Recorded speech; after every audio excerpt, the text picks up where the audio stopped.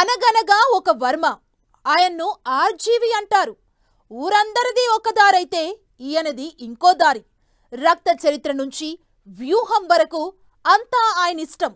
Politics పై satirical సినిమాలతో sensation అయ్యారు. నిన్నటి వరకు దట్ ఈజ్ వర్మ, ఇప్పుడు వేర్ ఈజ్ వర్మ అనాల్సొస్తోంది. కాంట్రవర్సీ పోస్టులు, సినిమాలే రామ్ గోపాల్ వర్మను కొంపముంచాయా?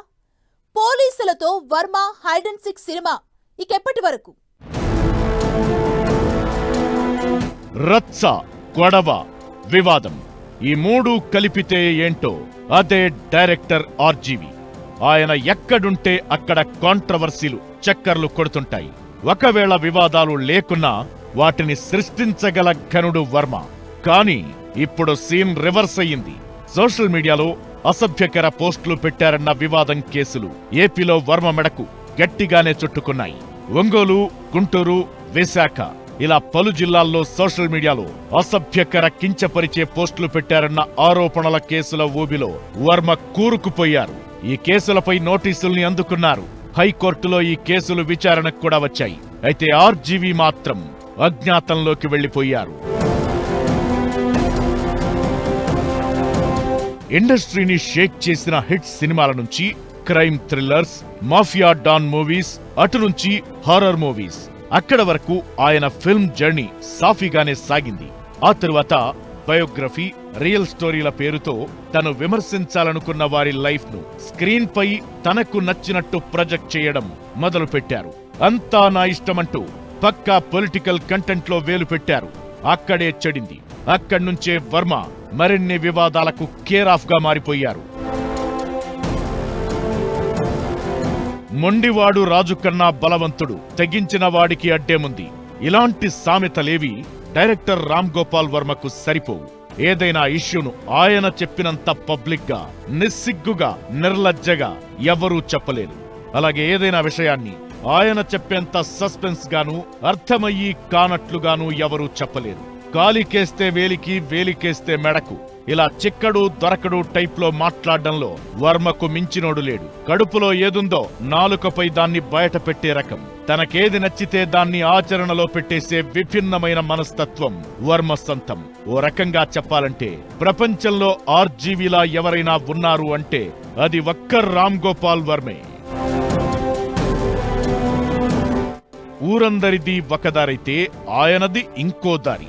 టాలీవుడ్ కు ట్రెమెండస్ సక్సెస్ ను రుచి చూపించి బాక్సాఫీస్ బద్దలు కొట్టిన శివలాంటి సినిమా తీసింది ఈయనే అని ఈ జనరేషన్ కు చెప్పినా అవునా, నిజమా అనేంతగా వర్మ కెరీర్ మారిపోయింది. కాదు కాదు, అలా మార్చేసుకున్నారాయన. రక్త చరిత్ర నుంచి మొన్నటి వ్యూహం మూవీ వరకు రాము టచ్ చేసిన సినిమా సబ్జెక్టులన్నీ అయితే పొలిటికల్ లేదా అడల్ట్ కంటెంట్, రొమాంటికో, బోల్డో, సెక్సీనో తనకు బాగా నచ్చిన కంటెంట్ తో సినిమాలు తీసుకుంటే పెద్దగా ఇబ్బంది ఉండేది కాదు. కానీ వర్మ పోయి పొలిటికల్ యాంగిల్ ను పట్టుకున్నారు. పైగా పాలిటిక్స్ పై సెటైరికల్ సినిమాలతో సెన్సేషన్ అవుదామని ప్రయత్నించారు. ఒక వర్గం, కొన్ని పార్టీలకు సంబంధించిన వారినే విమర్శిస్తూ నేనింతే, నా ఇష్టం, నన్నెవడడుగుతాడు, ఇదంతా కల్పిత పాత్రలు, క్రియేటివ్ లిబర్టీ అంటూ చెప్పుకొచ్చారు. తన చిత్తానికి సోషల్ మీడియాలో పోస్టులు పెట్టారు. తను విమర్శించాలనుకున్న పార్టీలను, లీడర్లను నాన్ స్టాప్ గా సెటైర్లు వేస్తూ వచ్చారు. వాక్ స్వాతంత్ర్యం అనే దాని వెనక నుంచి తనకు నచ్చిన పోస్టులు, రకరకాల సోషల్ మీడియా సర్కస్లు చేశారు. అనుకున్నట్లే ఆయన సోషల్ మీడియాలో కల్లోలాన్ని సృష్టించగలిగారు. విమర్శలు, ప్రతి విమర్శలు, ట్రోలింగ్స్ ఇలా రచ్చ రచ్చ చేయగలిగారు. ఇప్పుడు అవే ఆయనపైకి కేసులుగా మారి బుసలు కొడుతున్నాయి. పోలీసులతో, న్యాయ వ్యవస్థతో హైడ్ అండ్ సీక్ గేమ్ ఆడాల్సిన పరిస్థితిని తీసుకొచ్చాయి. అంతా నా ఇష్టమన్నారు. సర్కార్ సినిమా చూపిస్తానన్నారు. గతంలో చేసిన పోస్టుల గాయాలు వెంటాడుతున్నాయి. ఇప్పుడు ఏపీ కూటమి సర్కార్లో ఆయనకే క్రైమ్ సినిమా కనబడుతోంది. దీంతో గయాబయ్యారు వర్మ. వివాదాల ఆర్జీవి వ్యూహం బెడిసి కొట్టిందా? ఎక్కడ తేడా వచ్చింది? ఇప్పుడెలా వీటిని వర్మ ఎదుర్కోబోతున్నారు? ఇది కూడా తెలుగు రాష్ట్రాల ప్రజలకు ఇంట్రెస్టింగ్ సస్పెన్స్ సినిమానే. కట్ చేస్తే ఇప్పుడు సీన్ మారిపోయింది. ఏపీ పాలిటిక్స్ పైన గతంలో వర్మ సోషల్ మీడియాలో చేసిన పోస్టులు ఇప్పుడు పాముల్లా మారి బుస కొడుతున్నాయి. రోజుకో చోట కంప్లైంట్స్, ఆ కేసులన్నీ కోర్టుల్లోకి వెళుతున్నాయి. వర్మను కోర్టు మెట్లెక్కాల్సిన పరిస్థితి తీసుకొచ్చాయి. అయితే వర్మ షూటింగ్ అని, టైం కుదరదని, వర్చువల్ విచారణకు తాను ఓకే అని అంటున్నారు. కానీ ఏపీ పోలీసులు మాత్రం వర్మను అరెస్టు చేసి సమగ్రంగా విచారణ చేపట్టాలని పట్టుగా ఉన్నారు. దీనంతటికీ కారణం ఆయన గతంలో టీడీపీ, జనసేన పార్టీలపై చేసిన సోషల్ మీడియా విమర్శలు, పొలిటికల్ కామెంట్సే. నిజానికి ఆర్జీవి ఒకడుగు ముందుకేశాననుకున్నారు. కానీ హద్దు అనే సన్నని గీత దాటానని గ్రహించలేకపోయారు. గతంలో వైసీపీ ప్రభుత్వానికి, వైసీపీ నాయకులకు అనుకూలంగా కామెంట్స్ చేస్తూ వచ్చారు.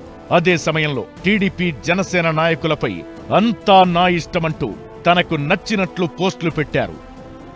వర్మ అప్పట్లో రక్త చరిత్ర అంటూ పరిటాల రవి జీవితం, హత్యపై సినిమా తీశారు. అది పెద్ద సంచలనంగా మారింది. ఎన్నో విమర్శలను ఎదుర్కొంది. అయినా వెనక్కి తగ్గలేదు. వంగవీటి రంగా జీవితాన్ని టచ్ చేస్తున్నానంటూ బెజవాడ పాలిటిక్స్ పై మరో సినిమా వదిలారు. అప్పట్లో సోషల్ మీడియాలో ఫుల్ బజ్ అయింది మూవీ. దీని చుట్టూ కూడా విమర్శలే. ఆ తరువాత ఎర్రచందనం స్మగ్లర్ వీరప్పన్ను హీరోలా చూపుతూ కిల్లింగ్ వీరప్పన్ అన్నారు.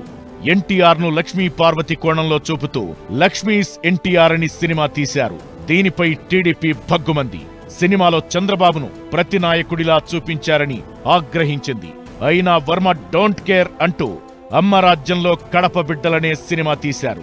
ఇది ఒక వర్గానికి ప్రోగా, ఇంకో వర్గానికి యాంటీగా ఉందన్న కాంట్రవర్సీని క్రియేట్ చేసింది. తెలంగాణ రాజకీయాలను వర్మ వదల్లేదు. కొండా సురేఖ, కొండా మురళి బయోగ్రఫీని తలపించేలా కొండా పేరుతో ఒక సినిమా చుట్టేశారు. ఆ తరువాత ఏపీ ఎన్నికలకు ముందు వ్యూహం అనే సినిమాను ప్లాన్ చేశారు. అందులో కూడా టీడీపీ, జనసేన అధినాయకులను కించపరిచేలా సీన్స్ ఉన్నాయన్న కాంట్రవర్సీ రాజకీయ వర్గాలను కుదిపేసింది. అప్పట్లో వైసీపీ ప్రభుత్వం అధికారంలో ఉండటంతో వర్మ సేఫ్ గా తిరగలిగారు. కానీ ఇప్పుడు ఏపీలో కూటమి ప్రభుత్వం అధికారంలో ఉంది. దీంతో గతంలో చంద్రబాబు, నారా లోకేష్, పవన్ కళ్యాణ్లను ఉద్దేశించి వర్మ చేసిన పోస్టులు, కామెంట్స్ ను వెతికి మరీ బయటకు తీస్తున్నాయి కూటమి శ్రేణులు. ఆయా జిల్లాల్లో వరుసగా కేసుల్ని పెడుతున్నాయి. ట్వీట్స్, ఇంటర్వ్యూల కంటే మార్ఫింగ్ అనేది వ్యక్తిగత జీవితాలను టార్గెట్ చేసినట్లవుతుంది. దీంతో ఆర్జీవి తాను చేసిన పోస్టుల పద్మవ్యూహంలో తానే చిక్కుకున్నట్లయింది. సినిమా ఇండస్ట్రీపై గతంలో వర్మ పలు సందర్భాల్లో భావ ప్రకటన స్వేచ్ఛ పేరుతో కామెంట్స్, ట్వీట్స్, పోస్టులు పెట్టారు. ఐశ్వర్యారాయ్ లాంటి హీరోయిన్ ప్రెగ్నెంట్ కావడం తనకు బాధ కలిగించిందనడం, మహేష్ బాబు, సన్నీ లియోన్ కంటే సెక్సీగా ఉంటారని, మమ్ముట్టి అవార్డులు దుల్కర్ సల్మాన్ కు ఇచ్చేయాలని, అల్లు అర్జున్ మాత్రమే సూపర్ స్టార్ అని తనకు నచ్చినట్లు చెలరేగిపోయారు. ఆఖరికి రాజ్ తరుణ్ లావణ్య కేసులో కూడా వేలు పెట్టి ఇది డబ్బుతోనే సెటిల్ అయ్యే మ్యాటర్ అన్నారు. గ్లామర్ వరల్డ్ కాబట్టి వర్మ కూడా ఒకప్పటి టాప్ డైరెక్టర్ అన్న కన్సర్న్, ఆయనంతే అనే ఒక భావనలో ఆర్జీవిని సీరియస్ గా తీసుకోలేదెవరు. ఏ రంగంలో అయినా బండ్లు ఓడలు, ఓడలు బండ్లవుతాయి. టైం బాగోలేనప్పుడు తన పేరే కదా అని రామా అని గట్టిగా పలికినా అది తప్పే అవుతుంది. పైగా రామ్ గోపాల్ వర్మ తాను చాలా జీనియస్ అన్నట్లు ప్రతి అంశంలో బిహేవ్ చేస్తుంటారు. ప్రతి విషయాన్ని తనదైన కోణంలో భూత, వర్తమాన, భవిష్యత్ పరిణామాలను left, right, top to bottom విశ్లేషిస్తుంటారు. అలాంటిది రాజకీయాలపై ఒక సెలబ్రిటీగా కామెంట్ చేసేటప్పుడు, పోస్టు పెట్టేటప్పుడు ముందు వెనక చూసుకోవాలన్న లాజిక్ ను ఎలా మిస్ అయ్యారు అనేదే అంతు చిక్కని ప్రశ్న. ఇప్పుడు ఈ కేసుల వ్యవహారంలో రాము ఎలా బయటపడతారనేదే suspense, thrilling, horror, tragedy and political సినిమా క్లైమాక్స్ ను తలపిస్తోంది.